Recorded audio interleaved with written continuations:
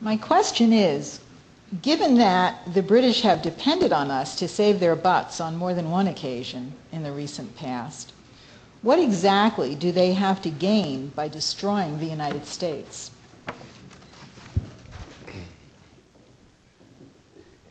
It's an ideological question. It's like a kind of pagan religious belief question. You believe something, and you say, I have this thing. The world will be fine if the world is run this way. I've got to make sure the world behaves itself and runs itself this way. These guys believe in liberalism. Now, what's liberalism? That's the question here. That you had the birth of modern civilization, European civilization, was in the Council of Florence. And it took the form of the emergence of states such as Louis XI's France and Henry VII's England and so forth. And there was a countermeasure from the Habsburgs and similar kinds of people who represented the old Venetian interests. And Europe was dissolved into religious warfare. The religious warfare took two phases. The first phase was launched by the Habsburgs as such, who started the religious war in 1492 with the expulsion of the Jews, which was the beginning of religious warfare with the Inquisition. And then this went through a phase. The Inquisition wasn't working out too well. So you had a new phase of the Inquisition, which was started by a Venetian by the name of Paolo Sarpi.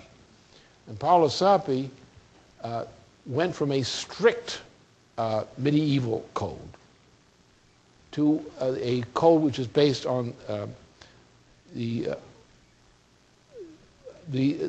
indifferentist code of Ockham, William of Ockham. And this William of Ockham was a fantasist, so that who actually believed in something like gambling. And what became known as liberalism was a result of this. For example, take the case of economics. You have people like Adam Smith and company. Their argument was essentially an argument based on that of Galileo, that there is no principle which governs truth or lack of truth in economics, or in finance, for example. That the universe is organized, in effect, by little green men who are under the floorboards of reality, and they're casting dice. And what happens to you living above the boards depends upon how the vote comes out on the casting of dice. If the dice come up one way, you get this kind of a future. And that's the way people look at business. It's the way they look at the economy today. This is the so-called free trade system. It's a gambling system, invented actually by Galileo, who was the first one to take up the idea of systematizing mathematically gambling principles. So we are running on a gambler society. Now, in this, you say, well, why do you say that? And they say, oh,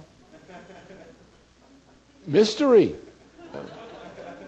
And if you read the writings of all of the leading economists, Bernard Mandeville or Adam Smith, who's a plagiarist of this thing, read all of them. Read the entire British school. They're all based on this fantasy of gambling.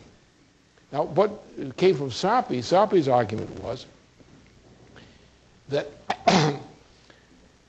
these principles are mysterious. There is no rational purpose for them. But Sarpi's argument was simple. Sarpi was trying to impose a dictatorship, along with the other Venetians, on the world.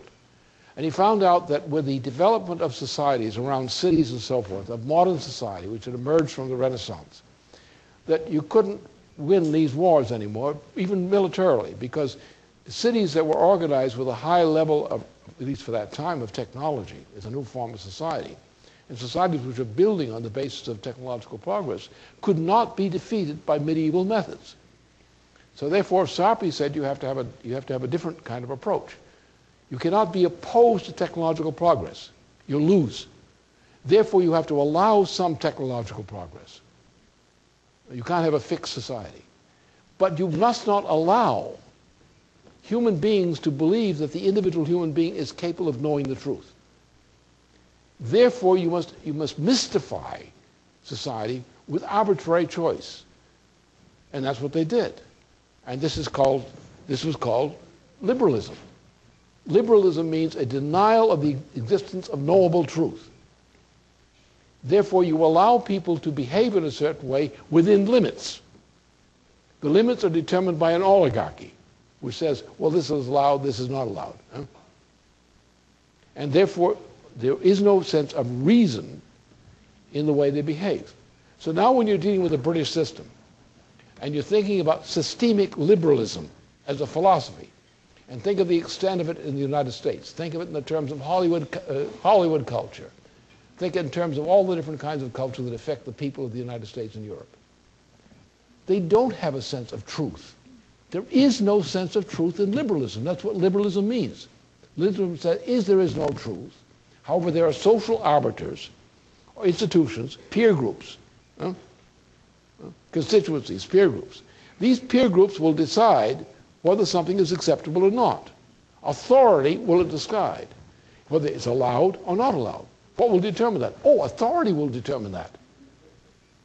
Not what's right or what's wrong, or what's scientifically correct, what's scientifically wrong. So therefore, liberalism is a system of oppression based on refusing to hear an argument based on defensible truth against authority. Where in our system, or our federal system as constituted, argument was that if we come in with an argument which is scientifically valid as a demonstration of what is in fact true, we have the right to express that against authority. Let's take the case of libel law. European libel law is against U.S. libel law, what U.S. libel law used to be. If you could demonstrate you're telling the truth, you're not libelous. However, in Europe, if you insult an important person, no matter how true it is, you committed libel.